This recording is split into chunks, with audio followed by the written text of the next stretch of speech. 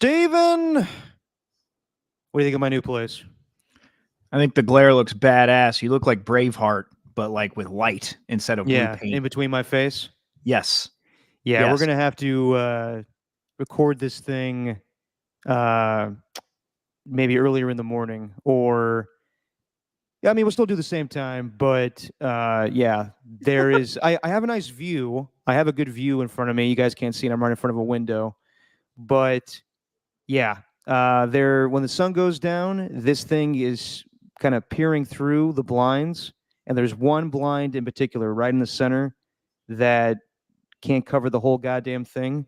So yeah, I have a amazing glare right in front of me. And the drapes are pulled, Jesse. The drapes are pulled. Like I'm moving it right now, and it's one flimsy one in the middle, right in the middle of my face. Something that we haven't done yet is getting actual curtains. Like we need to get curtains because there's always that glare. I may have to move to the side here. Hang on. Sorry, everybody. Just your opinion, man. Steven Langford. I moved into my new place, and I'm still getting adjusted to all the bullshit here. But do you like it so far? It's still tracking my face. God damn. It's following you everywhere you go. All right, here we go. Better. This is a little better. Okay, there we go. Yeah, that's it. Do I like it? Yes. I don't have to deal with a communal kitchen and people living on the same like close quarters as me, and I can be a little more loud on the podcast than I was before. Mm-hmm. But I don't love everything so far.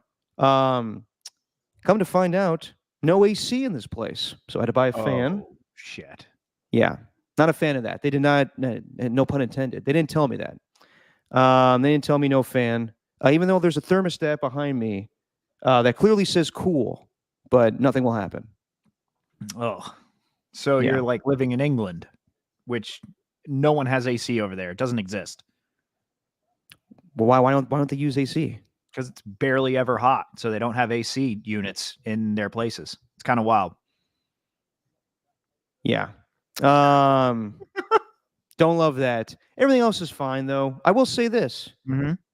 Kind of hoodwinked on setting up the Wi-Fi over here.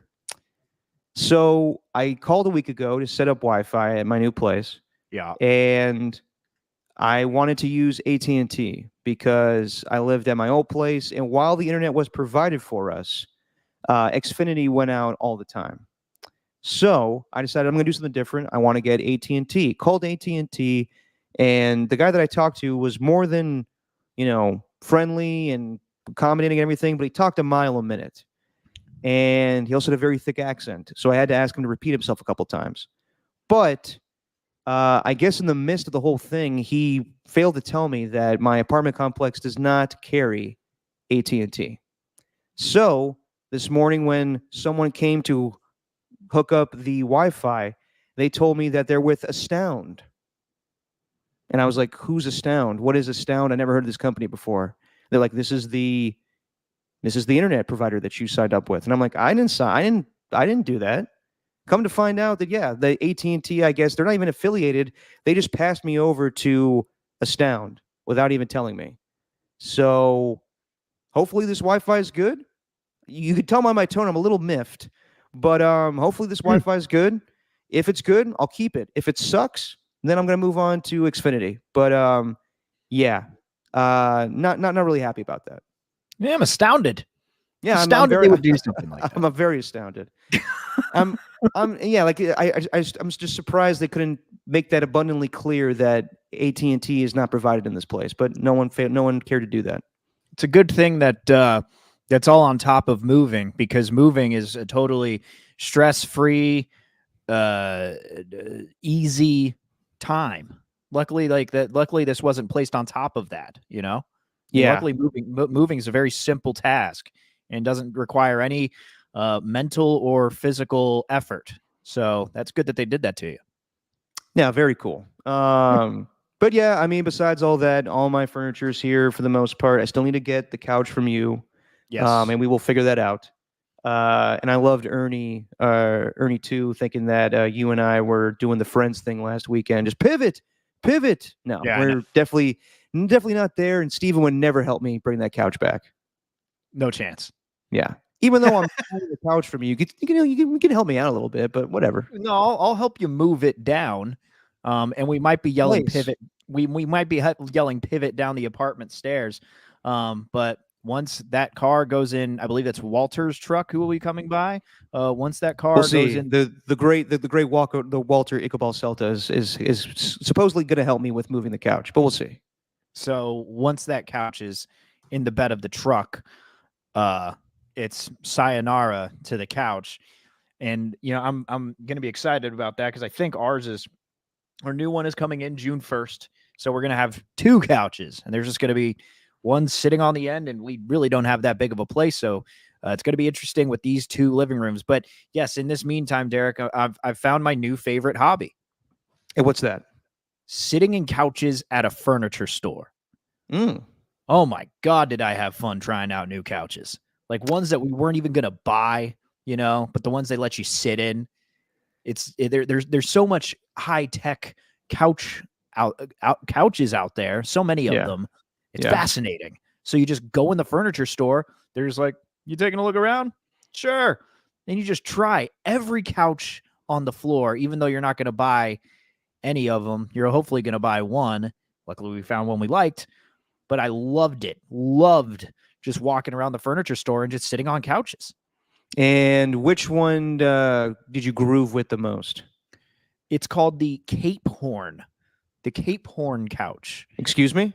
Cape Horn. Horn. Okay. Cape Horn. Not Cape Horn, which is exactly how Jesse was describing it to the sales guy that we met over there. We're like, yeah, we tried out this Cape Horn couch. The Cape Horn couch. Cape Horn. And he's like, no, guys, don't be confused with what you'll be watching when you're on the couch. It's Horn, you say? Yeah. Okay. But there's so many high-tech couches out there, man. There's ones that got like the lights and the USB and the speakers and stuff like that, but aren't all that comfortable. Whereas the Cape Horn, very comfy. So we went with that one. We elected to go with it. And I was an idiot because through Ashley's, Ashley Furniture is where I got it. It's not a Ashley Furniture Bargain Market. That's how it goes. I think that's how it goes. Yeah, no, that's the right tune. That's the right jingle. They let you finance it, and they check your credit and say that you've been approved for this amount of money with this credit company that they're affiliated with, and yada yada yada. You got to go through this whole application process or whatever. Not too bad. But I did something stupid, and I put my address wrong.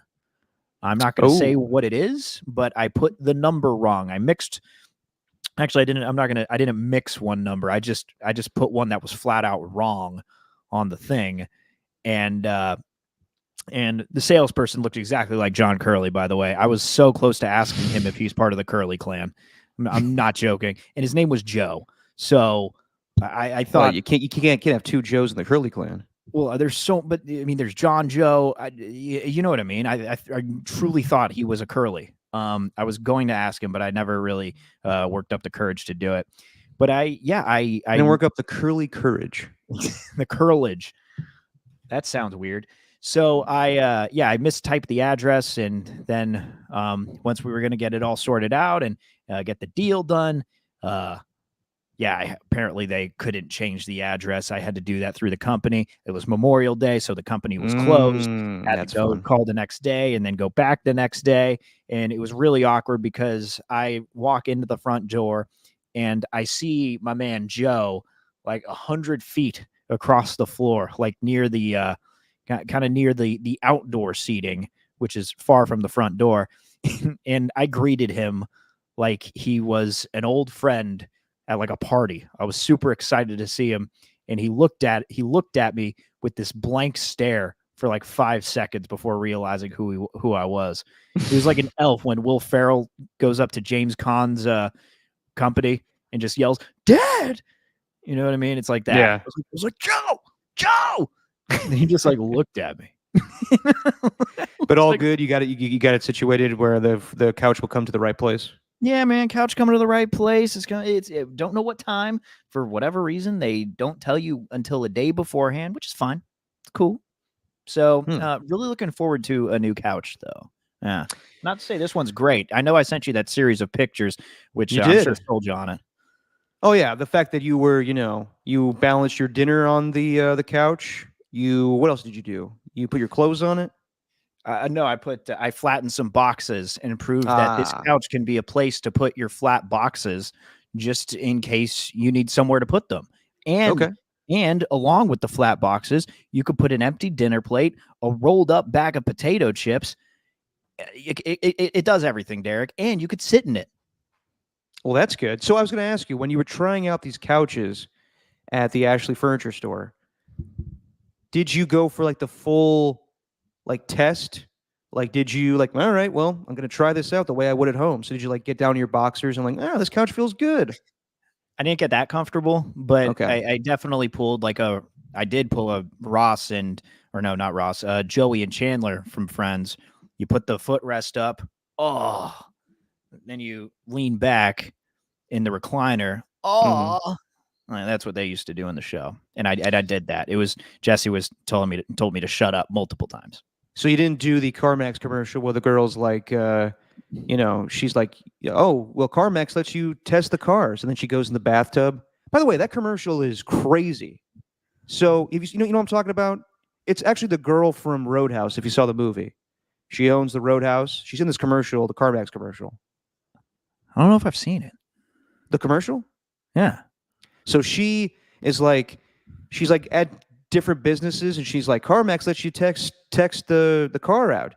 So she goes to like a bathtub place and she's like, CarMax lets you test out the cars. You can't let me take test baths. And then she's like butt ass naked in the bathtub. And the guy's like, how'd you get water in there? And she's like, you tell me. It's like, something going to happen here? This sounds very sexual. Whoa. That's just me.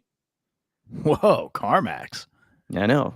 You got to check that one out. Commercial actually gets me very aroused when I watch it. I got to check that one. I got to check that one out when I'm home alone.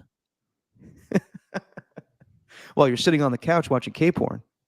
The K-porn couch. That's what it is.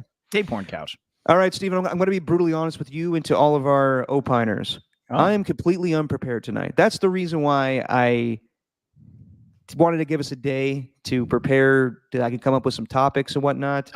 I know you included some in the YouTube description of our show tonight. Yep. There's some things I do want to get to, but as far as like where we'll go and everything, I have no idea. And we had to change things up because you are going to a graduation tomorrow, correct?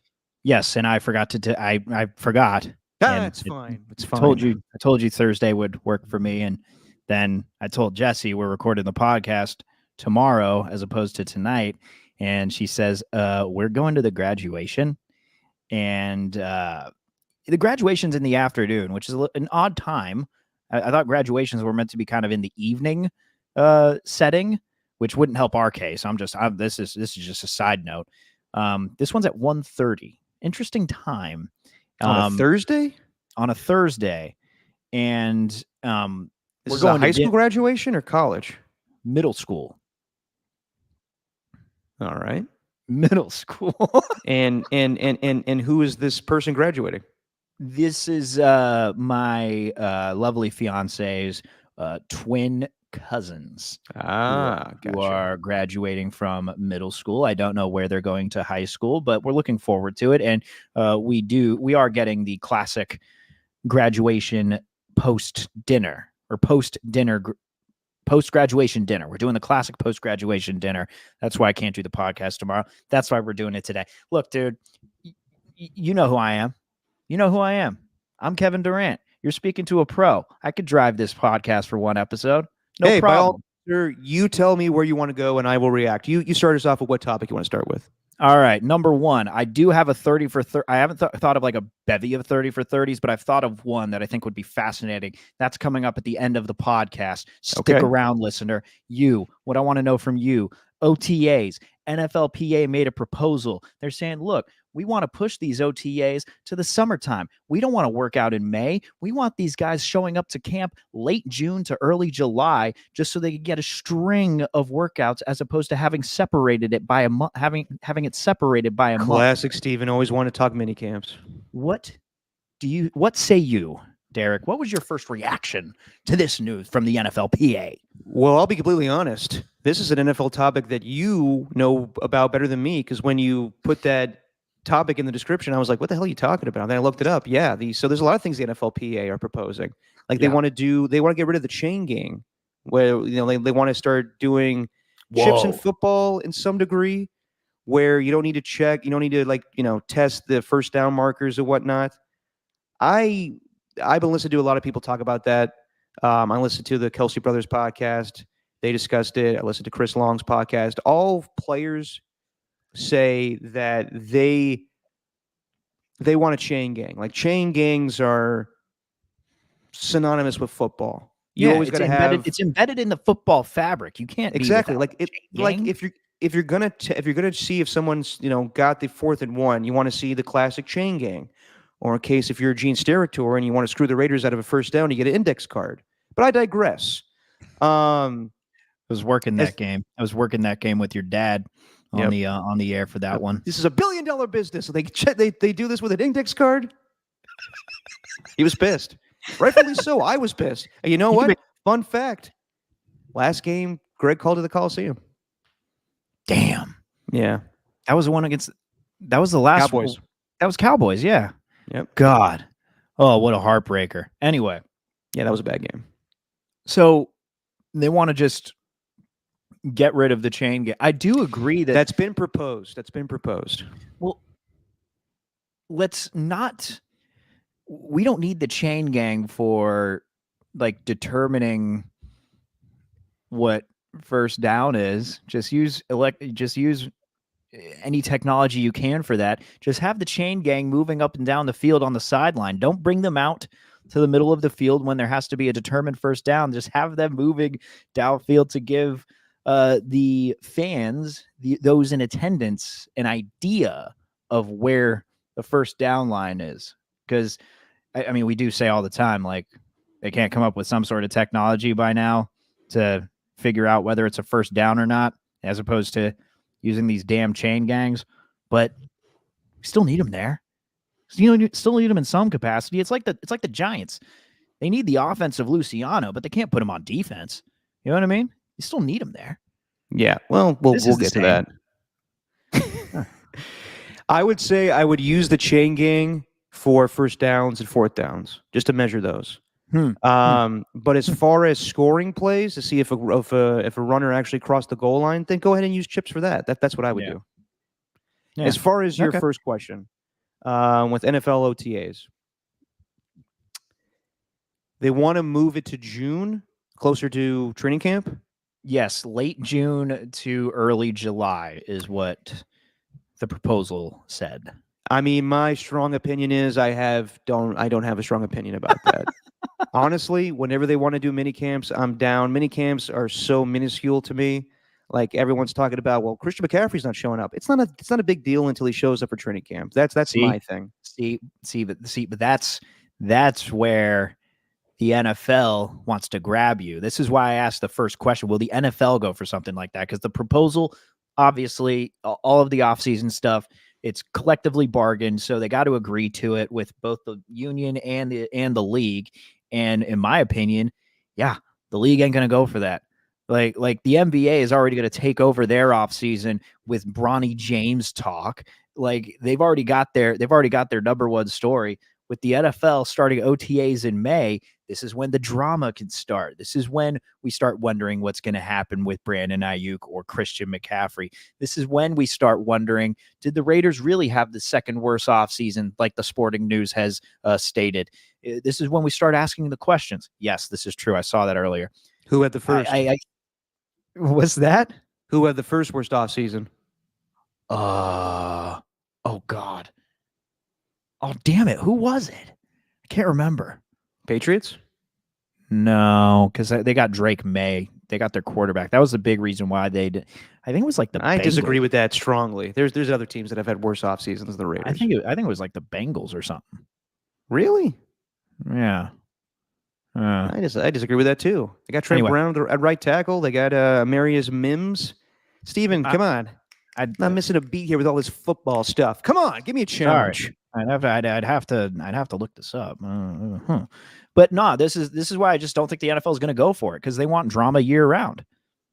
They do, but so you're saying they want the headlines, or they want drama in what capacity? You're saying they want people to talk about the NFL all year, and the way they do that is by having these voluntary OTAs in the middle of May, which makes absolutely no sense, because you just have these workouts. Then you have the mandatory mini camp, which is at the beginning of June, I think, for a lot of teams, including the 49ers. And then you just have a couple of months off, or a month off until training camp. It doesn't make much sense.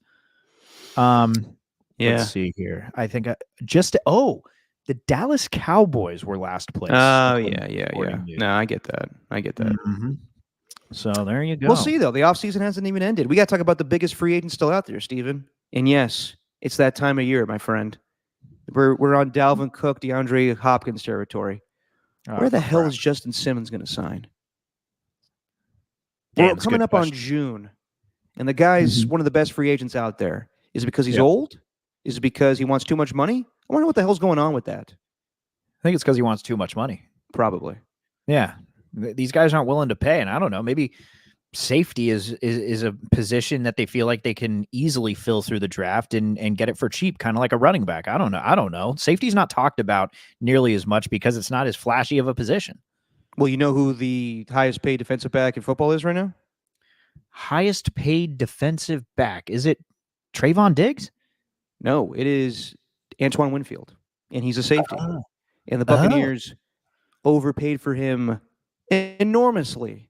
And I'm sure if you're Justin Simmons, you're like, what the hell? I'm a hell of a lot better player than Antoine Winfield. I can tell you that. Antoine Winfield Jr. He's a good safety, but I wouldn't make him the highest paid, let alone safety in football. So if I had to guess, I mean, the best fit for Justin Simmons is probably the Eagles, but they've already got a shit ton of guys already, so I don't think they need him. Titans, maybe. I mean, their safety depth right now is not great. Regardless of all that, actual news today with I guess OTAs, just some Niner news. Juwan Jennings signed a contract. What was it? 2 years. I think 15 million, 20 or not 20, 10 guaranteed. And I don't think anyone's thinking this, but the thing that comes to mind, of course, is they paid him before Ayuk, and Ayuk's deal is going to be way different than Juwan Jennings. But when I saw that deal, I was like, okay, so they want Juwan to be around. They obviously want Ayuk to be around. They want Ricky Pearsall to be around. To me, it doesn't really cement anything, but it kind of says, all right, Debo, this is it. This is the last season, and we're moving on with Juwan, Ricky Pearsall, and Ayuk once they get the contract done. Yeah, I don't think any 49er fan should get well they are going to have one more year though, right? Maybe up until the deadline, but they are going to have at least one more, I think. And I don't think 49er fans should really get excited for their first round pick, at least for this season. Maybe in year 2. Why do you say that? Because if they do keep all three, which I assume they will with Debo, Juwan, and Ayuk, there's only so much to go around. I don't think they're going to need Pearsall in that many situations, and I think they'd use Jennings more. I beg to differ, my friend. I think they're going to be using Ricky Pearsall a lot. Oh, you think so? I do think so. What makes you say that? Because I think Kyle coached in that Super Bowl, but he went back and watched, and he hated the fact that Debo did not get open. There's going to be times where there's going to be a 3rd and 5, and they're playing corners that are in press coverage, and Debo can't get off the line. There's going to be times where Debo's off the field and Ricky Pearsall's in. I don't think it's as simple as, well, we got these 3 guys. There's not enough balls to go around for Ricky Pearsall. I think that you might see Debo get upset because he's not in situations where he usually was. Or Ayuk being another. Like, I know he'll be. That could be the case, but I think he might be on the field more. But like, if he doesn't get those snaps, Like, that's what he wants is targets, and he wants money. Okay, by the way, this is just a side thing with Ayuk and his latest Instagram post. This little Instagram story that he posted that everyone was talking about, right? Is it just me? Ayuk, I'm a fan. I'm a fan of him, right? But I'm way too hungry to be spitting up my food like that is not a very cool like metaphor for not getting paid. You know what I mean? Like, it's not that sick. When did he post this? Like yesterday. I'm way too hungry to be spitting on my food like that. So, what is that in reference to? No one knows. Everyone thinks that he had another negotiation, whereas me, I thought maybe he just had a poor Tuesday morning breakfast, and he was hungry. It depends. It depends on what fast food place he went to. He was hungry. He wanted breakfast, and he spat that food up because it was gross. Side note: what fast food place has the best breakfast? Let's think here. This is a tough question. Would you count Nations? I've never had a Nations breakfast, but Nations isn't fast food. I don't count Nations as fast food. All right, then. Yeah. I've actually never had it, but I know they do a good breakfast. So you mentioned it, but you've never had it. I remember a roommate I used to have that, we go to Nations all the time, and he came back with a nice short stack and some eggs and some sausage. So we're just talking breakfast chains now? Like, well, I asked you if you thought Nations was fast food, and you're telling me no, so let's move on. Oh, all right. Wendy's is the answer there. Wendy's is the answer. What are they? I don't even know what Wendy's has for breakfast. They have like basically a Baconator, except instead of a hamburger patty, it's sausage. And then they give you these potato wedges, but really they're not potato wedges. They're like potato discs. It's the most unhealthy breakfast food for you, but I think it's the most underrated. Can I give you a Taco Cabana? Taco Cabana. You ever been? No. Taco Cabana could be more of a southern thing. I lived by one in Austin, and my God, man, their breakfast burritos, insanely good. Taco Cabana. Yeah, Taco Cabana. Well, I'd have to check it out. All right. But point being, do you think he went to any of these places and said, look, I'm too hungry to be spitting on my food like that. I didn't choose your guys' establishment when I had an empty stomach, and I didn't spend my money at your establishment just to spit my food up. Maybe that's what Ayuk was talking about. I like to think that, but I don't know. I mean, he hasn't really posted that much since he was dancing before the draft. He literally doesn't post anything except for cryptic messages. That's all he posts now. And maybe a couple of vacation photos, which look nice. All right. I think he's going to get paid. I do think by the time they get the training camp, he'll get paid. Or around that. I mean, he'll have to show up and everything, but he'll stay away. He'll hold out. But if he's expecting Amon-Ra St. Brown money, like I'm sorry. Like I still don't think that he's as good as Amon-Ra. That's just me. Well, see, that's the question is like, now it's getting asked, like, this is taking such a long time. Is he going to be worth whatever he feels like is he going to be worth what he feels he's worth? Yeah. Is he going to be worth that money? Because, that's funny. It happens like hang on one second. I got to clear my throat. Jesus. Let me clear my throat. While Steven does that. All right, I cleared my throat. Go. What the hell? You don't got to go into another topic. I'm just clearing my throat. I got to keep things rolling here, Steven. Come on. It goes like this though with like Bosa, not so much like Kittle or Trent Williams or anything or Fred Warner for that matter, but with guys like that, once they start to hold out and this takes a little longer, then the question becomes, because you kind of understand what type of money they want. Should they really pay him that money? Like, do they really need to? That's what the question is. It's getting into that phase now. There are different phases where at first it's like, pay the man. He's done everything he's asked. He's a homegrown player. Pay this guy. And then later on, it's like, damn, is he worth all that? Like, is he really worth? Now that we know what the wide receiver market is, and I think you're in that phase, and then it's going to go back to, especially by the time training camp comes around, all right, we need to pay this guy. Let's get this deal done. This is getting ridiculous. And no, you are not invisible, AJ. We see you.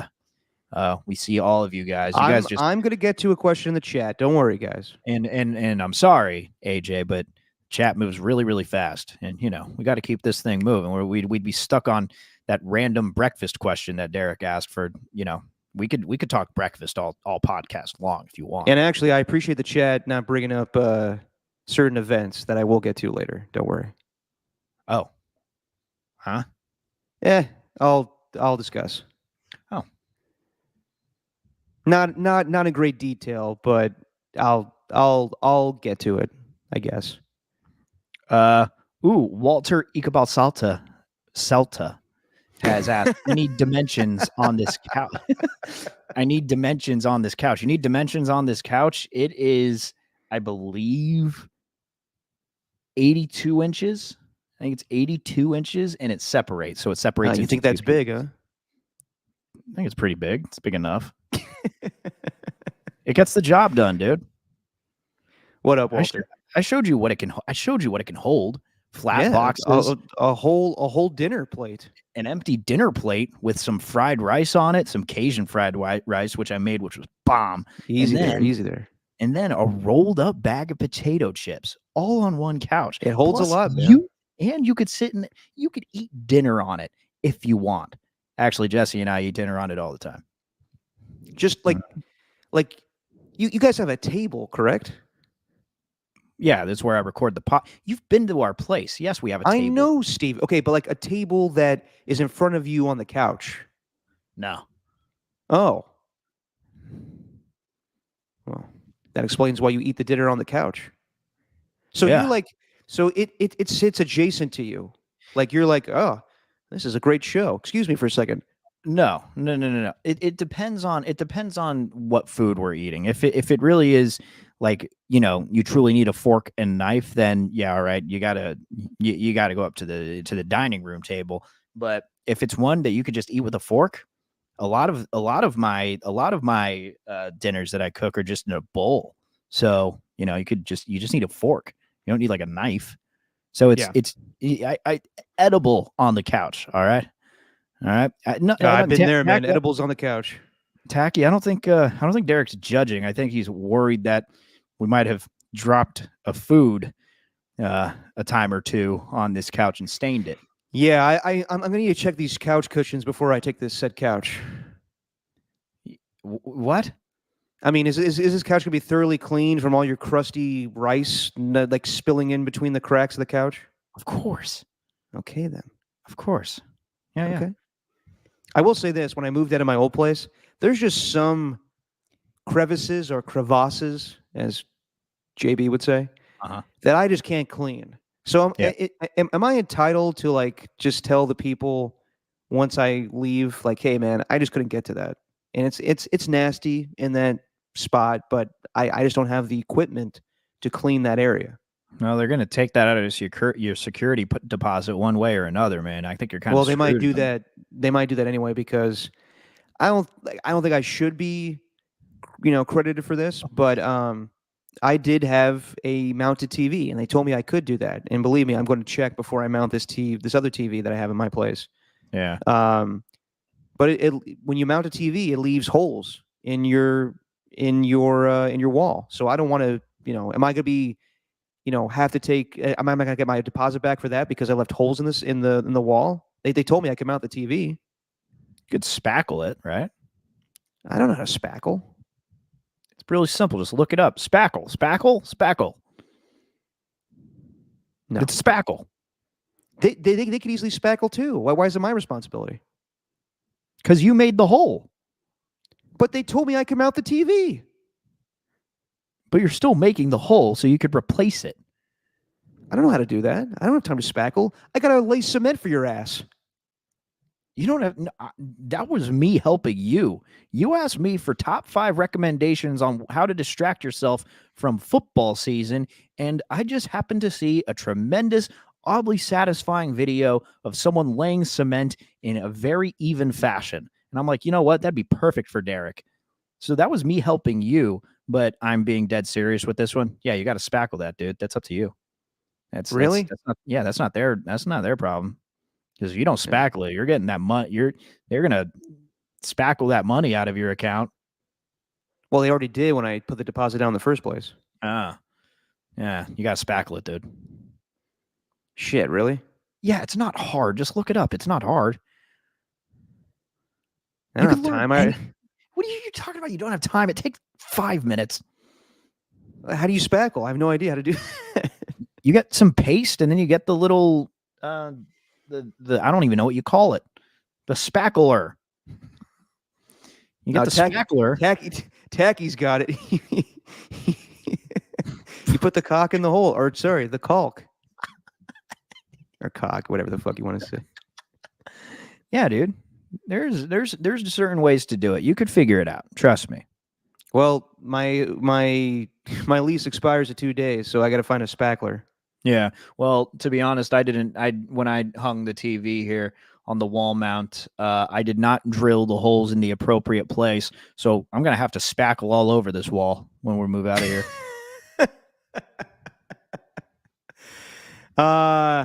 Shit. Okay. I may have to get. Damn it! I can't.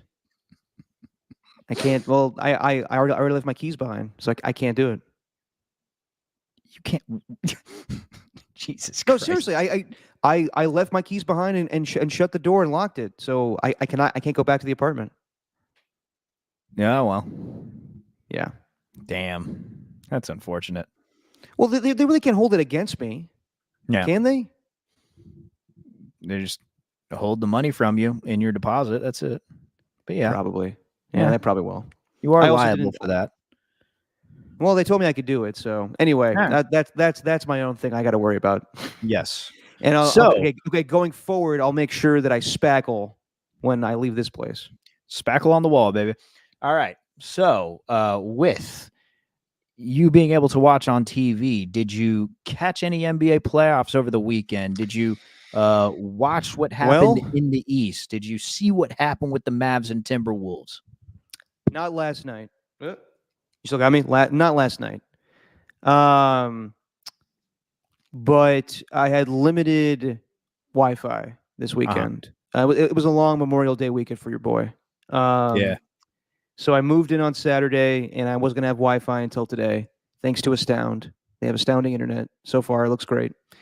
But I didn't see most of the NBA playoffs. I caught a little bit on my phone every now and then because I would do the AT&T, 5G thing where I would just use my data plan, and I catch the fourth quarter. So I saw the Celtics rip the hearts out of the Pacers in Game 3 and 4. I did watch. I caught up with John Dickinson at the Athletic Club over the weekend on Sunday, so I did watch Mavericks and T-Wolves, but I haven't seen much hockey. I haven't seen much baseball, to be honest. I have been, until today, sitting in here listening to podcasts and playing Madden. That's all I could do at this point. All right. Well, the question I have to you, though, because that Celtics Pacers series was a wash. I texted you. I texted you as soon as Halliburton went down. I'm like, Celtics are going to sweep, aren't they? Because that hamstring injury, you knew something was wrong when it looked like nothing was wrong. Like when it doesn't look like anything's wrong and they leave the game because of that, you know it's much worse than it seems to be. Clearly it was because he missed the next two.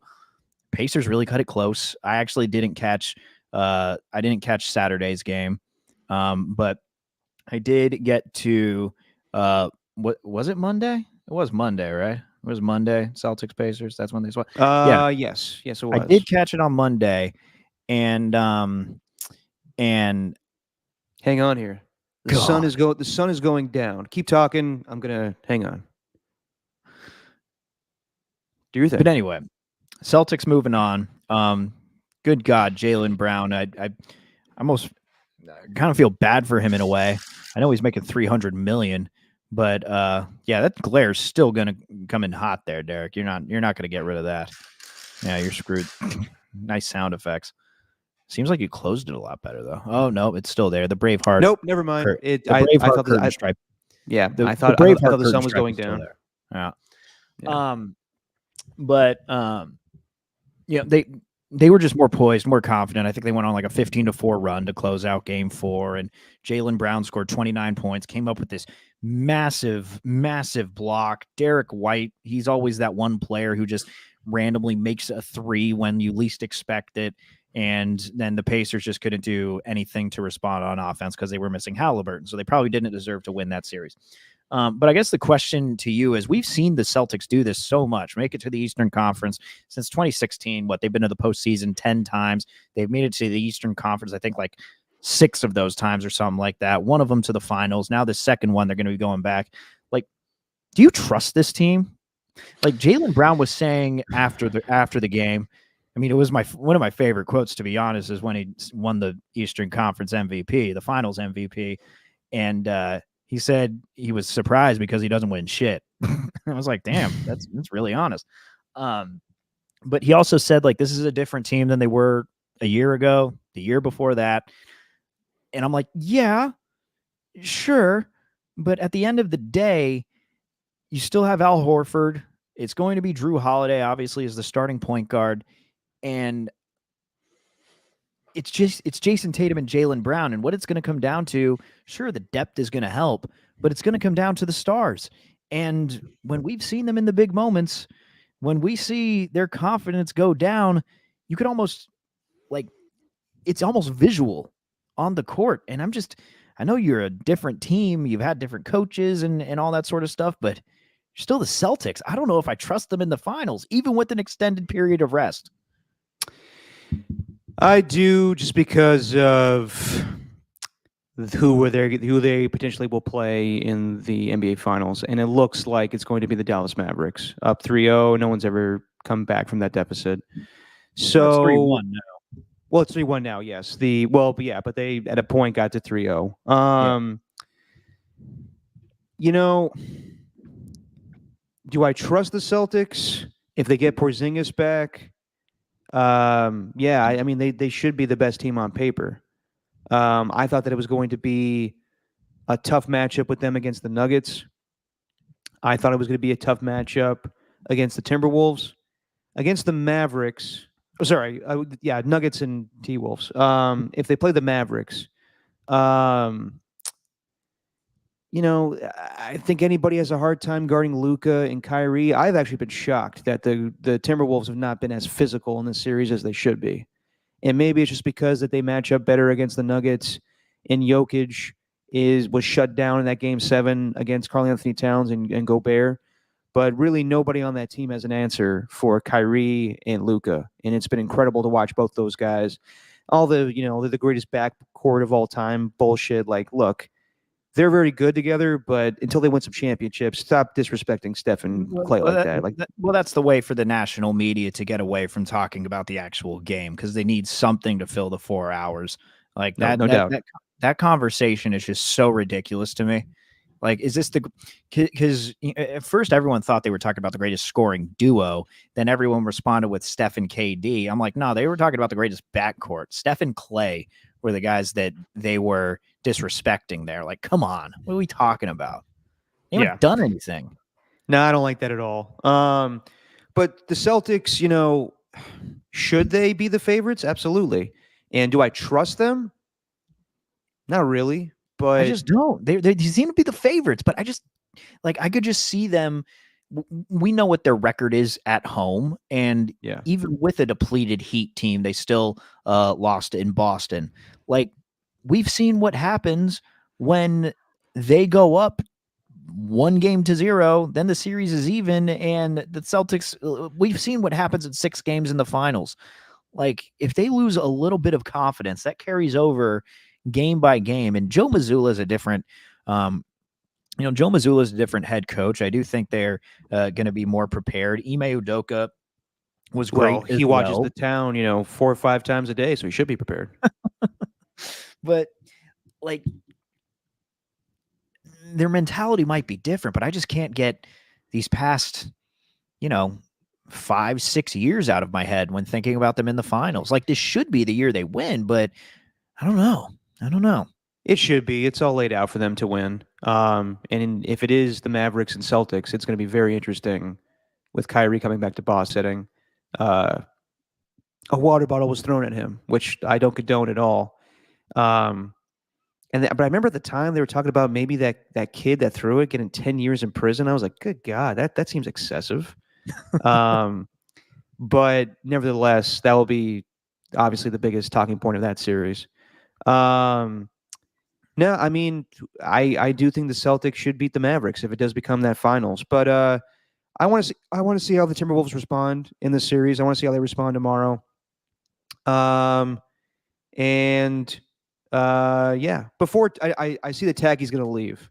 So before he leaves, I do want to answer his question that he had here in the chat a while ago. Well, can we? He's not going to answer the. This is the first time I've ever seen anyone leave anything for a season premiere of Master Chef. Oh, is that on right now? I didn't realize that was appointment televition. Master Chef still going on? Yeah, do you, Tacky? Do you? I haven't heard of that. It's kind of hard for me to take Gordon Ramsay seriously since I've watched The Menu. Why? You see that movie? Yeah. Because I think that movie is a parody of him. A little bit. Huh. Ralph Fiennes? Ralph Fiennes, right? Correct. Voldemort. Or is it Rafe or Ralph? Ralph. Okay. Ralph Fiennes, great performance as basically Gordon Ramsay. Here's Techie's question from earlier. Derek, if things didn't fall apart with the Raiders, do you think Greg would have followed to Vegas? My dad's addressed this before, but and I don't like answering things for him, but do I think he would have followed the Raiders to Vegas? I think he would have done it for a couple of seasons. He always said that didn't make or break his future with the Raiders. But no, I think that I think he would have tried it out. But obviously we know Mark had different plans, so it is what it is. Correct. Real quick on Mark Davis. So he's been accused of being the father of some Instagram model. I actually don't know the whole story. I wouldn't say he's been accused. I'd say the Instagram model has been accused of being his baby mama. That's the other side to that. But then it turned out that it's not him. It's Joey Gallo. Correct. Well, because I guess someone had one. Yeah, Otis Bird. Like imagine Mark Davis. You are not the father. Yeah, start doing like the Running Man and shit.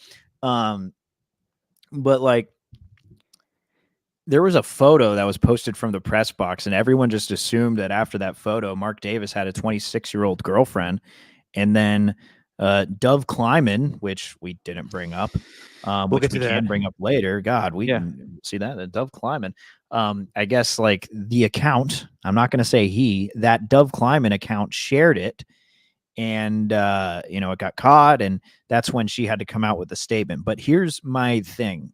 Her statement was, I went to a game in 2022 and they've used that one picture and have had me in a false relationship this entire time. And though I truly, sympathize or empathize when you just feel sorry for someone, but you don't you can't really relate to it. Which sympathize. One is? It is sympathize. I do sympathize with her in her getting caught in all of this, but that photo was taken in 2022. This story has lasted since 2022. I was like, oh, they're having a child now. Like, how has she not gotten out in front of this and said, yeah, that's fake? That was just one time where I was just happened to be sitting in the press box. Like, why did we just learn of this now? You know what I mean? Yeah. This could have been, this bug could have been squashed a long, long time ago. And then it got to the point where someone just randomly said, by the way, yeah, they're having a kid together. Interesting. And it's definitely Joey Gallo. Not to be confused with Jerry Callow. Jerry Callow, Callo. Who's that? My cousin Vinny. I haven't seen My Cousin Vinny. Oh my God, Steven. Yeah. Mm-hmm. Yeah. Can I give you some homework to do? You gonna start laying cement? I guess I need a spackle first. Spackle. All right. I can't believe I really fucked up on that. So I'm the asshole here for not clearing up the holes. Correct. Shit. That makes me feel bad now. Yep. The spack hole. You're the spack hole. Well, to tell you the truth too, I didn't fix a thing on the window either that I probably should have. I should have got maintenance to come and fix that, but who knows how long that would have taken. Yeah. So what's the homework? To watch My Cousin Vinny. All right. You actually would enjoy it. Although I don't know if movies in the 90s, you got to watch it. Like, believe me, I didn't watch that movie when it came out in 1992, but at a time and place, that movie was great. And now I don't know if it holds up for people seeing it for the first time. Sorry. Yeah. Question? How old is Mark Davis? He is, and I'm not kidding, 69 years old. Hey, now. So, nice. Is she denying that they had sex? She's denying that they were even that she even knows him. Okay, thank God. We already got enough bad images of Stormy Daniels and, Trump. Yeah. Yep. Mm-hmm. Did I tell you how weird it is? Like I thought, I stepped back and thought about it because KCBS, I'm kind of used to just being told, hey, we got this big news story here. Can you, hurry your sports reports up, or can you keep them to this certain amount of time and all that? I'm like, yeah, no problem. Of course. And then it's just, I never really thought about how kind of crazy it was that one time we had this special report coming up, and it was around the Trump trial with Stormy Daniels testifying. And I just the next day or when I got home, I thought about wow, how often is that going to happen in my radio career when I'm about to do a sports report, get told, yeah, keep it a little tight because we got to be on schedule. And it's all because our former president is having a porn star testify in his trial. How often is that going to happen? You never know. Never know who will be next. It's just you think you kind of get a little existential. You're like, man, that might be the only time that ever happens in my life. That probably will be the case unless, a new president, he comes to the Oval Office and he's like, I need a couch for my room. And he's like, could use a good K-porn couch. And excuse me? And all the media is like, what? It's a bad riff, actually. No, it's a comfortable couch. Yeah. But yeah, back to the main point, Steven. I think the Celtics are going to win it. Okay. There we go. Hang on. I got to get a charger. Do your thing, man. Yeah. I mean, everything's kind of laid out for the Celtics at this point. If they don't win it, I think that'd be a huge disappointment. They should win it. Okay. But we'll see what happens. By the way, did you see the? Go ahead. Oh, sorry. What'd you say? What was the by the way? I was just gonna say, you see the Ty Lue got a big old contract today? I did see that. It pretty much means to me that LeBron's other options were Jason Kidd, who's taking his team to the Western Conference Final and probably the NBA Finals. Mavericks are not going to just let him walk after that. And then Ty Lue gets the big fat contract. You're going to see JJ Redick be the head coach of the Lakers. I'm pretty confident that's happening. Should be interesting. Yeah, it's going to be very interesting. And there's another day where we can discuss Steve Kerr being the model of a guy that didn't have any coaching experience prior and having massive success. But he's the only example of that in the NBA. Other guys that did that, it did not work. So we'll see if the Lakers have success trying the same thing. Damn. Yeah. Especially when Bronny's there. I can't believe they're going to draft Bronny. I don't see that happening. Maybe. Maybe. Speaking of coaches, so you mentioned you haven't watched the Stanley Cup playoffs. Well, just to give you a quick rundown, we got the Stars and Oilers. Oilers just took a 2-1 series lead. Game 1 went to overtime. Game 2, the Stars scored 3 unanswered goals in 3.5 minutes, and then eventually beat them 5-3. Then this third game, obviously, they're up 2-1. Meanwhile, Rangers and Panthers, this one's simple. 3 straight overtime games, right? The series is now tied at 2 games apiece. Has it been that? Yeah, 3 straight games. And I've missed so much hockey. God damn it. But here is I told you in the last podcast, if Paul Maurice, the Panthers head coach, says something, we're going to play it on this podcast because I want the people to know he's thoroughly entertaining. He is a character. So in the last game, The way they won it in overtime was because they committed a penalty. The Rangers did. And it was a penalty so egregious. It was on a breakaway to the goal that it could have been called a penalty shot, but it didn't. Okay. Right? It wasn't called a penalty shot. Instead, it was just called a 2-minute minor. And as soon as the power play started, that's when the Panthers scored and they evened the series. But after the game, Paul Maurice was asked, would you rather have it been a penalty shot rather than just a power play? And this was his answer. Mind on the Wheeler penalty. Are you thinking penalty shot? Are you hoping penalty shot? I'm just not sure I want to answer that question. Because I want to tell you the truth. I would say I've got a pretty good idea after game that the math on it is dead even. Like I think our power play percentage is about 33.3, which is exactly about. I've seen a bunch of breakaways not go in. I don't. Maybe the truth is I don't know. If you asked me, I got to pick one, which one I would pick. If we hadn't scored, penalty shot all day long. I don't know because it all went through my head. I love that man. He's a straight shooter when it comes to being a coach. He is an artist. He is an artist. He is perfect for hockey. I love that guy. He's the way that he swears. Like there's certain radio hosts. I'm not going to name names, but whenever they swear, like they put an emphasis on their swear words because it doesn't really happen too often. And when they do, go ahead and name names, Stephen. By all means, something magical. Steiny. So. And actually, a lot of these guys have hung out. They've seen it, right? We saw it after the Warriors Summit. But anyway, you guys got fucking action. When he swears, dude, like it's just so emphatic and perfect. 33.3, which is exactly about. I've seen a bunch of breakaways not go in. I don't. Maybe the truth is I don't know. If you asked me, I got to pick one. Which one I would pick. If we hadn't scored, penalty shot all day long. That's just. No, he's great. He's great. Yeah, man. Love this guy.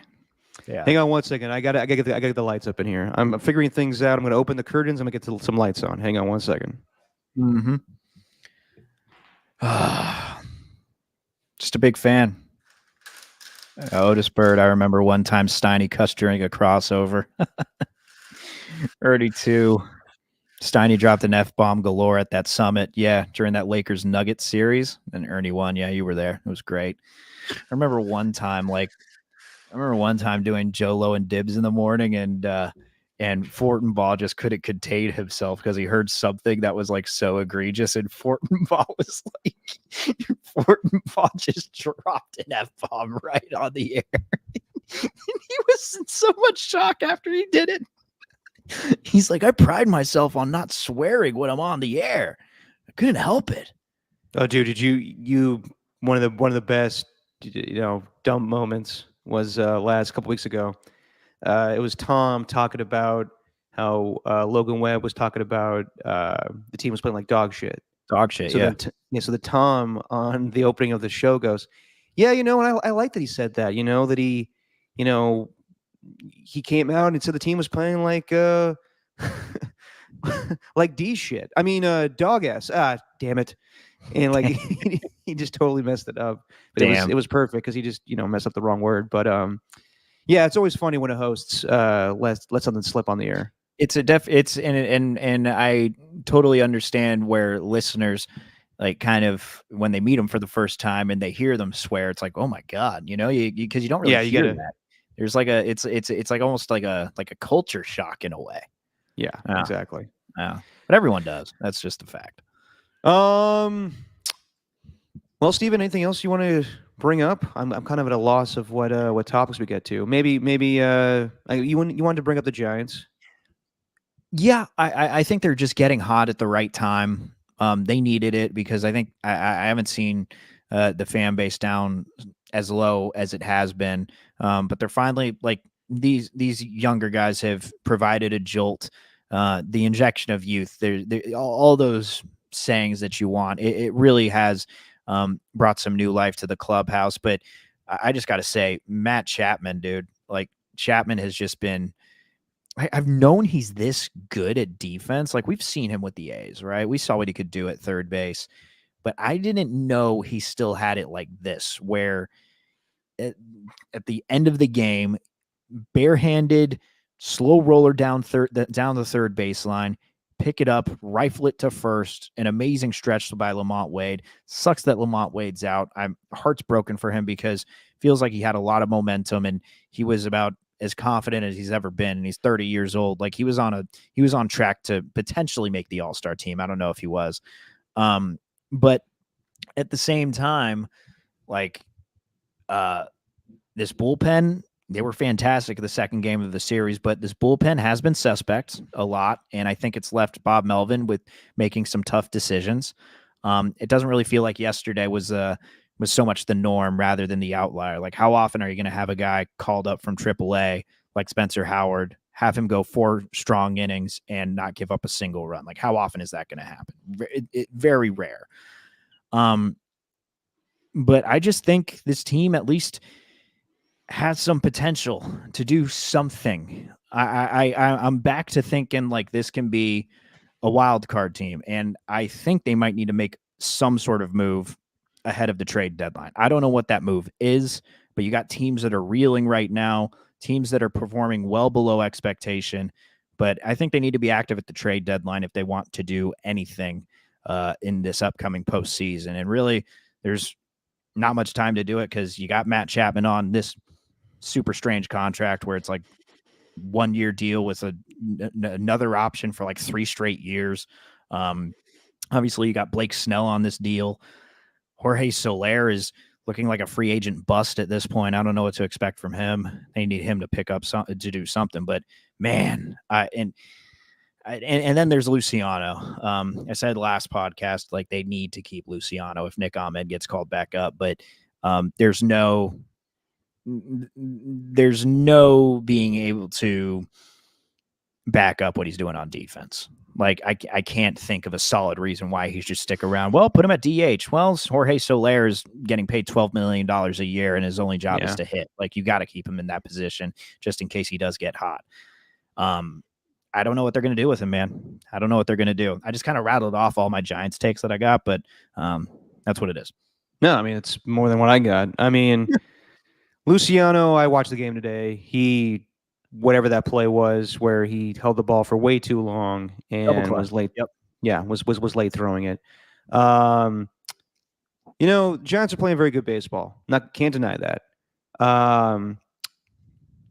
But what's going to happen when Michael Conforto comes back? Who are they going to send down again? And a lot of people think it's going to be Ramos, but I don't know. I mean,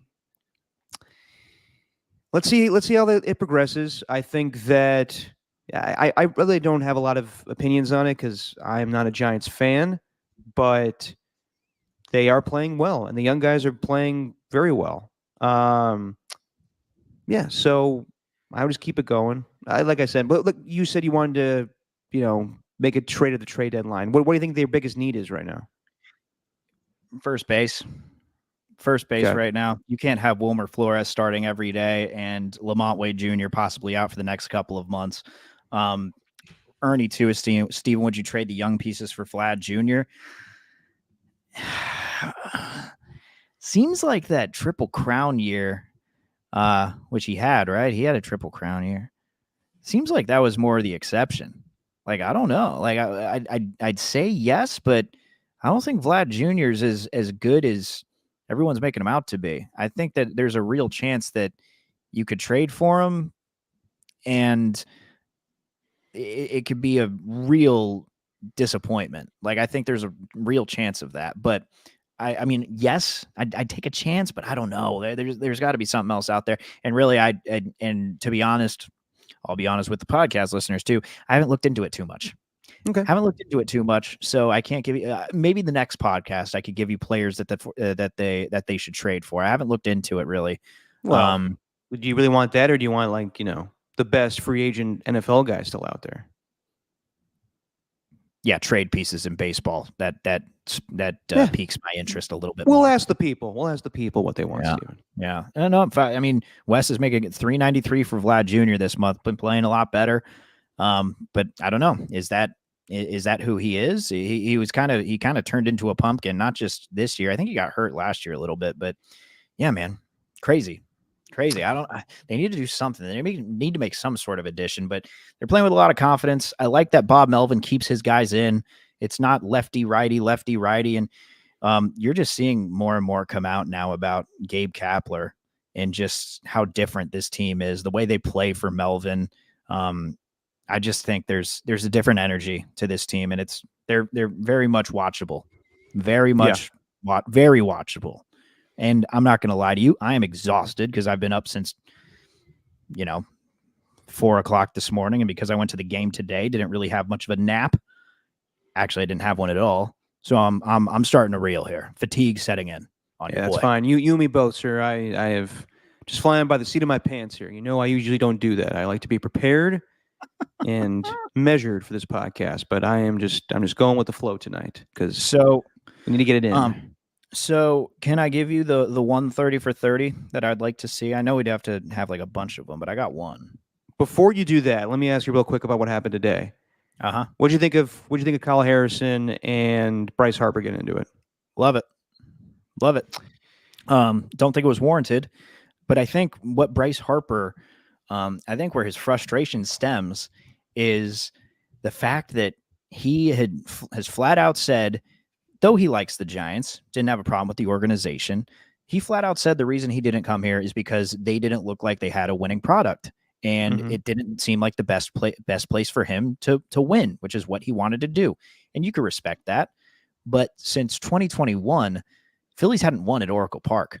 So I think every time that Harper is up to bat, especially like today, where he strikes out to open up the game, I think like the frustration mounts for him. And when something like that happens with Harrison, I'm not surprised Harper acted the way that he did. I don't think it was warranted at all. I think he ran way too hot, and plus it hit the knob of the bat. Like when he threw at him, I was actually doing a report. I was doing a live hit, and like I was trying as hard as I could because I'm not legally allowed to do play-by-play. I was trying as hard as I could to not do play-by-play of the situation, but it literally happened as I'm getting towards the end of my sportscast because of the whole stuff that happened with Luciano. And yes, Skills, today is the 7-year anniversary of Harper Strickland. That's kind of crazy. The greatest hair fight of all time. A lot of hair flowing in that thing when Jeff Samardzija and Mike Morse crashed into each other. Harper had the flow. You know how it goes. Well, not really. But anyway. I used to. Sorry. But what do I think of it, dude? I mean, I like Harrison's confidence, man. I like that he's not afraid to go at one of the most feared hitters in the game. I a lot of respect for him. We got to remember Harrison's a dog. This dude has been a stud. A Danville dog, baby. Dude, I mean, it's not even just Danville. He went to De La Salle. De La Salle like just produces just athletic specimens. You got to be a competitor to play out there. Like that's the best of the best, especially when he was playing too. Just a powerhouse in Northern California. So that dog got it. It was kind of nice to see actually that dog came out of him today.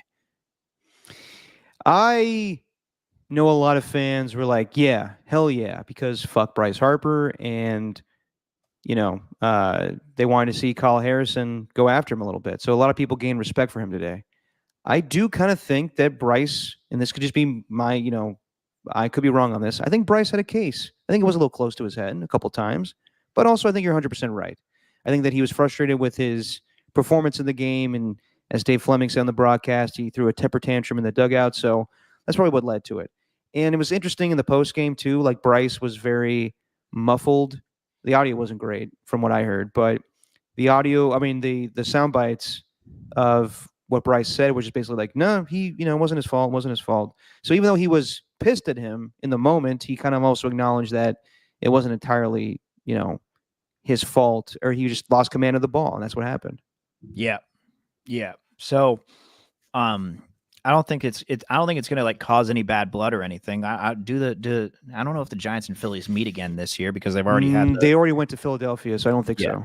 Yeah. So I don't think there's going to be anything that there's going to be any fallout from this. Like the next game, someone from the Giants is going to throw at a Philly or vice versa. I don't think that's going to happen again. But it made for something entertaining today because, quite frankly, it wasn't a very entertaining game. Harrison got rocked a little bit, just kept getting guys on base, and Nick Castellanos was fantastic. Out there somewhere, Tom Brenneman was making an apology when he hit that home run, probably. There's a drive to deep left field. But the Giants offense wasn't really doing much today. And to be honest, the one guy I was looking at was Soler. It's like you're a designated hitter. You're barely batting over the Mendoza line. Like they need more production from him. They really do. They need some power. Like it's been great with these young guys, and I don't know how much longer like Brett Wisely can keep it up. Brett Wisely's been fantastic since he was called up. Tyler Fitzgerald, maybe he's found maybe there's newfound confidence after he was sent down to the minor leagues, but they got to get more from the veteran Soler because Chapman's holding up his end of the bargain. Hopefully Conforto will when he comes back. Mike Yastrzemski has been. He's got to be that one. Even Flores too. Like he's got to be that one guy. To me. Well, like I said, I'm to keep track of the Giants, but I'm not like watching intently as much as the fans are. But I will say to beat the best team in the National League 2 out of 3, very impressive. And they're turning things around. Let's see what happens against the Yankees. It's going to be a great series. Yeah, you can't sneeze at a what is it, 10-3 record in their last 13 games. No. Like that's nothing very to sneeze at. Maybe cough, but can't sneeze. Yeah, clear your throat at. There you go. All right, Steven, you got a pitch for 30 for 30? Yes. Doesn't have to do with a team, doesn't have to do with a player, but I think there needs to be a 30 for 30, and I'm saying this after an Angel Hernandez retirement, on disgraced umpires and officials across sports.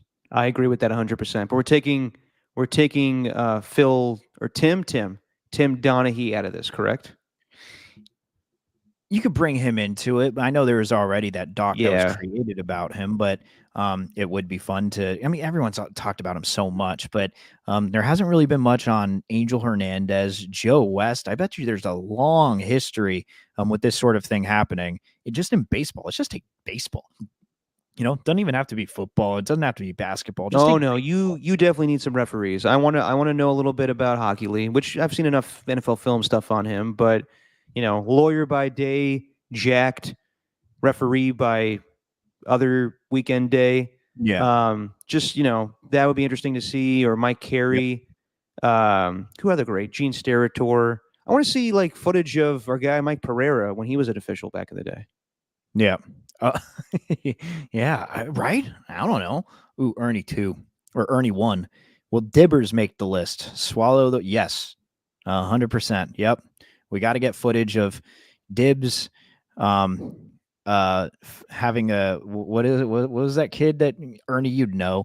There's like an 8-year-old kid that called in and he reffed his game, and I guess like he forced him to foul out or called too many fouls on him and he fouled out, and then Dibbs went at him on the air, which was pretty good. It was just some great radio. Yeah, I'd add him there. I'd add Nick Kroll's character from the Kroll Show, his referee character on there. I don't know if you've seen that. Keep the back straight, back pedal. Haven't seen that. Probably get Dana Carvey from Little Nicky in there. But anyway, I think I like that pitch. Can I throw another one at you? Yes. We should have a 30 for 30 on the mystery of Dove Kleiman. Wow.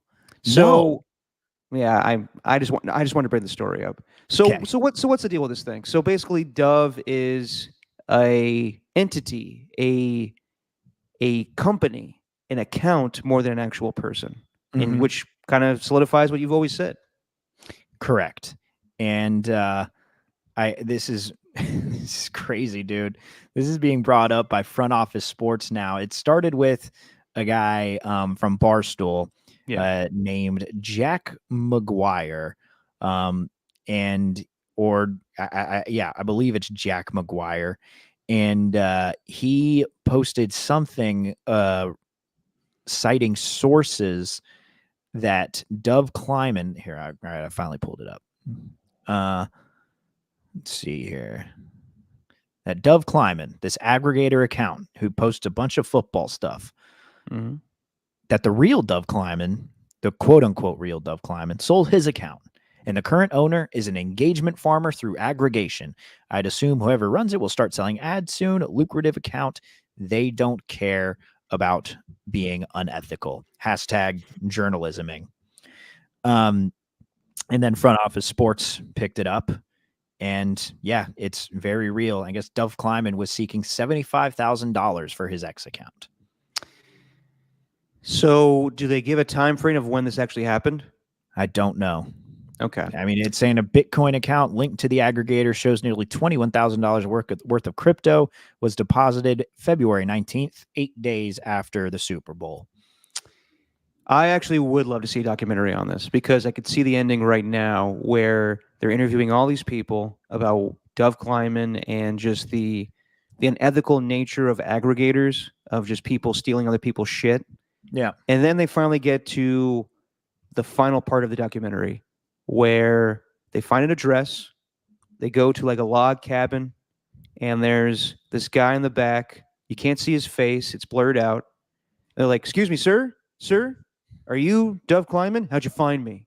And his voice is all muffled. Wow. And then they're like, "Can we do a sit-down interview?" He's like, "No, I don't want to be talked to." And then the director does the narration of the documentary. He's been like, "It took some convincing, but we finally got the real Dove Kleiman to sit down and talk." So he sits down, face is blurred, and he's like, "I intended on this site, on my name, being real journalism. Yeah. And then I wanted to get out of it. And then someone sullied my name, and now I have to live in the shadows." Now that so you're would be a creating great a script. documentary. You're creating a script for said person. Yes, that's just the way I envision it. Well, no, but this could be made into something larger though. Like the day that, you know, when sports journalism truly died, because it's, Well, I don't think you could blame a lot of people for that. I don't think you could blame Dove for that. No, you don't blame just Dove, but I think you can add him as a piece to it. Like when I think I don't think a lot of people, especially the younger generation, that are just kind of get their sports news through social media. I don't think they understand what journalism used to be and how we used to get our news and everything. I'd be fascinated with that sort of thing. Maybe just me. I'd want to see that more than how Dude Perfect was made.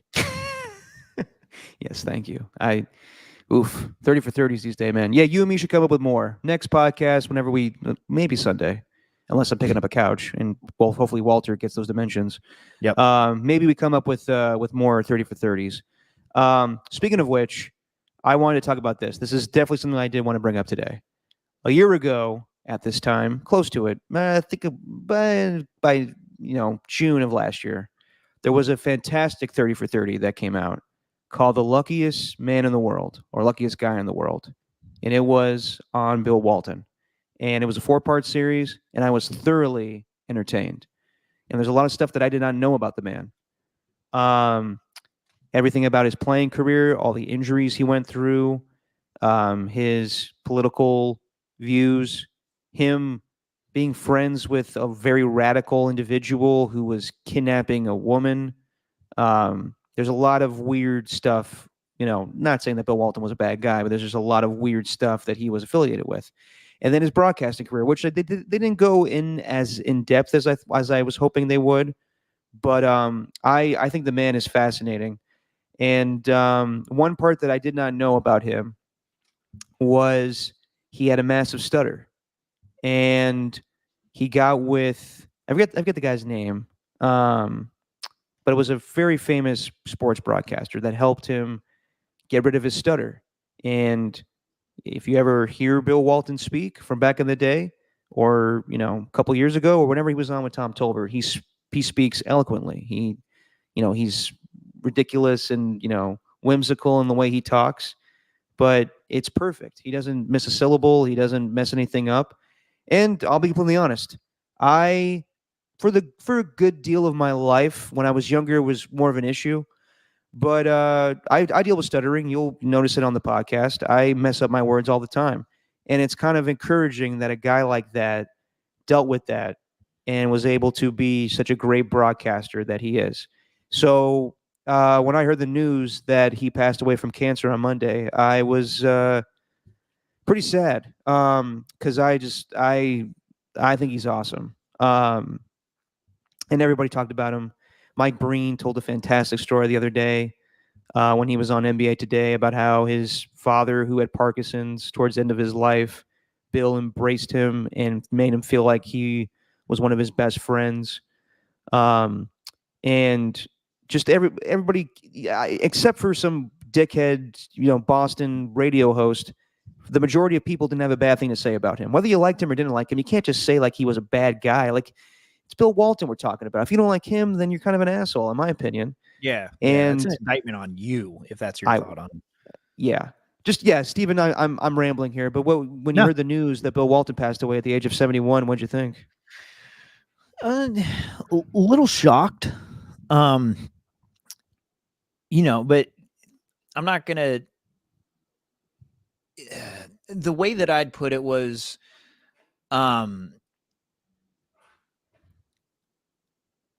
I just didn't know. Like, I didn't know he was sick. It was very unexpected. Yeah. And I think just the way that he was as a broadcaster, because obviously I didn't see him play. There's this book, a really well-known basketball book called The Breaks of the Game, that goes through those early 70s Trailblazers teams, which I have and I still have yet to read. But apparently Bill Walton plays a pretty big role in it. But he's just so authentically himself. Yeah. And even if it was just some Pac-12 game, random Pac-12 game, if he was on the call, you wanted to watch it just to see what he would say. It's just, he's one of the few people in sports. Like, I have a tough time, especially with team sports. This is just me personally. The reason I'm so into like individual athletics is because it does feel like a lot of those people are authentically themselves because they don't have to answer to anyone besides themselves. But like with team sports, I don't always know if I'm getting like 100% the genuine person, at the forefront. But with Bill Walton, you always knew like you were getting authentic Bill Walton. And I think he could be a very, I think he could be a role model just in the way that he lived his life, just unapologetic about who he was, but also being very respectful of others. I mean, what did he call Boris Diaw? Like a mix between Beethoven and, I don't know, something or other. The quote that I saw, I'm like, what? Oh my God. Dude, his quotes are incredible. Like when he did his Throw It Down cast, where he would do like a not simulcast, but he would do like a live NBA broadcast, and him and Jason Benetti would be doing, just commenting on the game like it was DVD commentary or a podcast. I remember him talking about like, Mikal Bridges is one of the best players out there. I like all Bridges. And he starts listing off Bridges, just random bridges. And then he goes, I love this bridge. I love that bridge. Oh, come on in. Get in there, man. Dunk that. What is this? Just like just out of nowhere. And, I'm glad that Tom was close with him, because it was a blast trying to track him down and trying to get him to do interviews in the 2 years that I've done the show.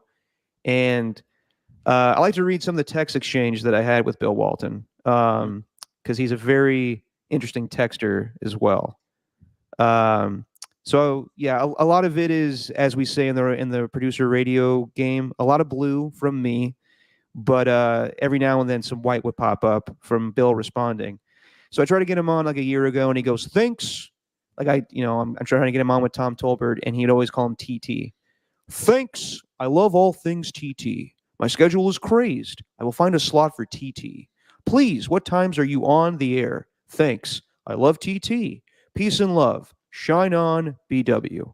That's all one text, by the way. Just thoughts. Just keep going. Yeah. Another one. Thank you, D and TT. Please, I have Tuesday, June 6th available between 10:15 and 2 p.m.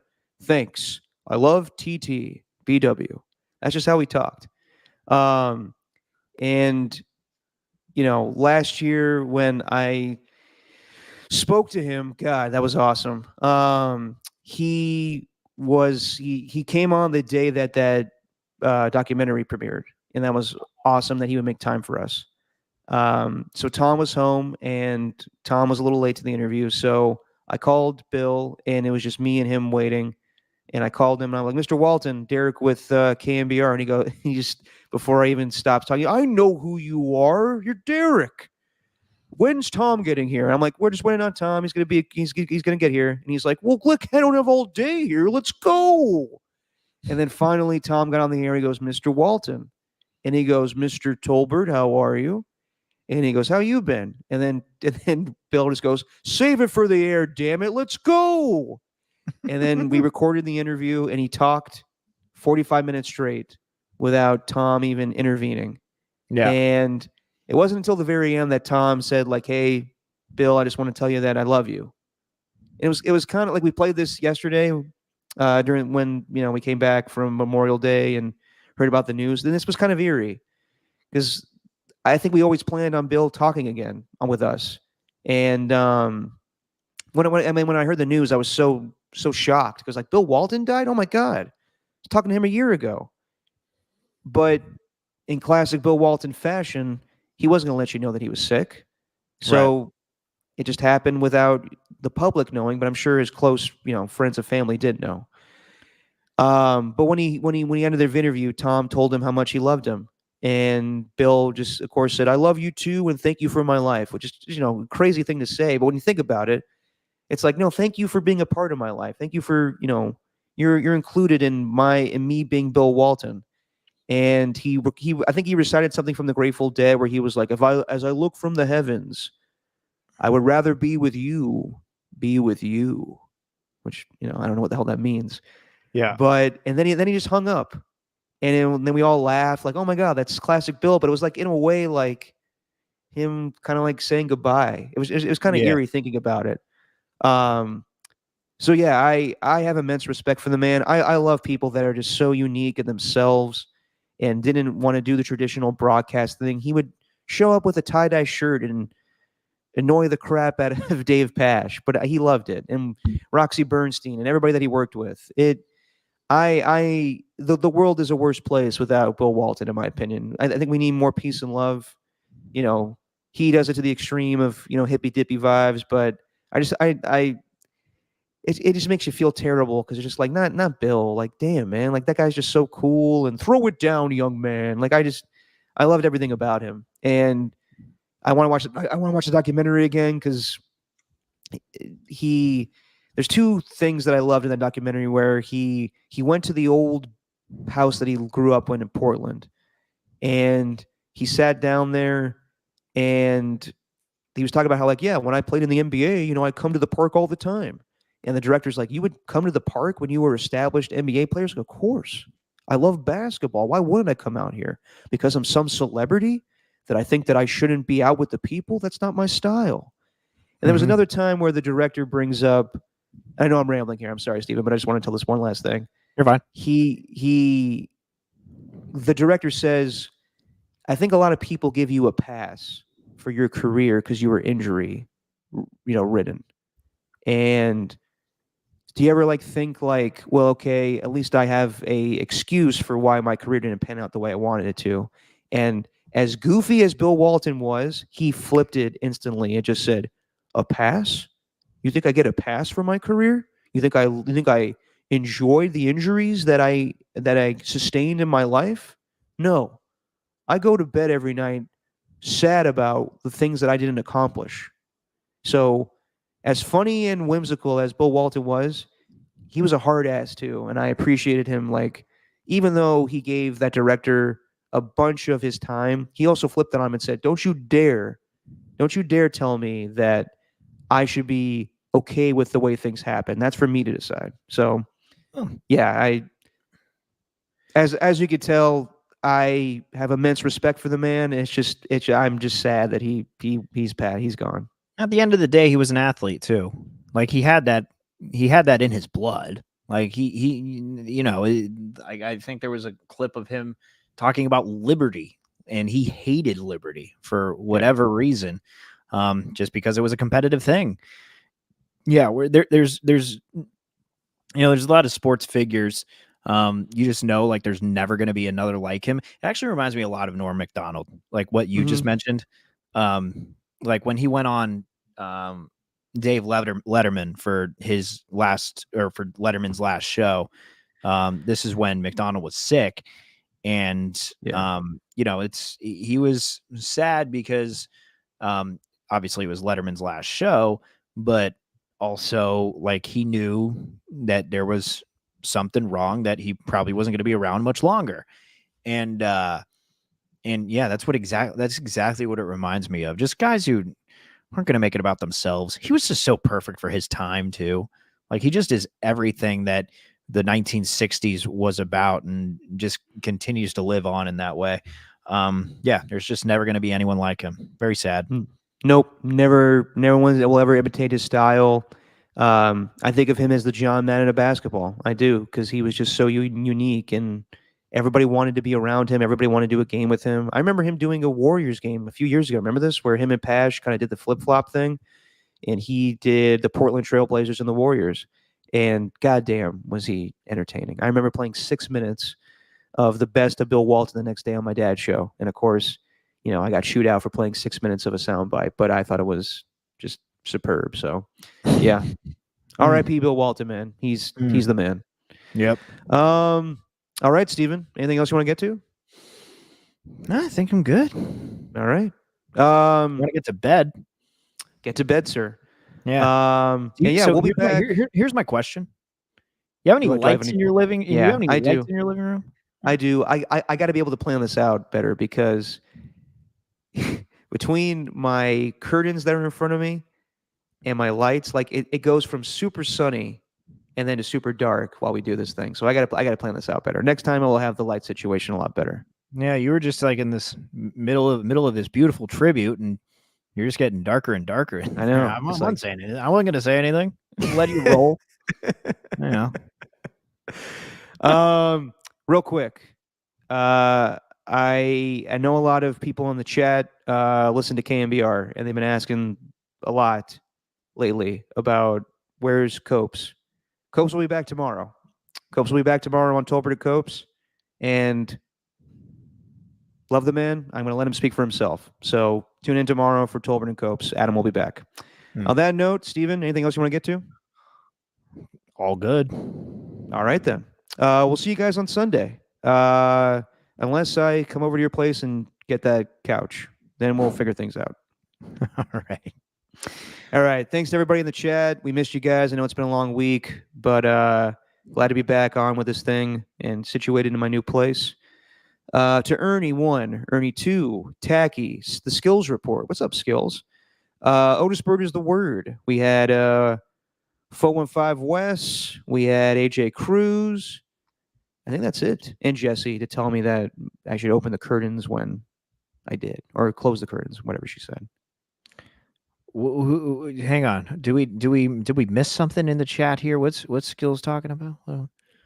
What's who? Please shout out Josie. Yeah. Did we miss something? I don't think so. Crap. Oh wait, hold on. Shout out Josie. Everybody keeps saying that. Yeah. Explain, guys. I had to hang on. I had to ask earlier for a Josie shout out. Okay. All right. Shout out Josie. Hang on. Here we go. Yep. Shout out to Skills Report's daughter, Josie, who was promoted to high school in a lavish ceremony today. Okay. Yep. We got you, man. Sarah, there's a lot of things that crop up in the chat here. Shout out to Josie, man. Congrats on graduating. Yep. That's where I'm heading tomorrow, in a little middle school graduation. Pretty sweet. Not your daughter, though, Steven. Not my daughter. Just clarify that. Not my daughters. Nope. All right. On that note, guys, we'll see you guys Sunday. Maybe. Steven, say what you always say. It is just our opinion. Man.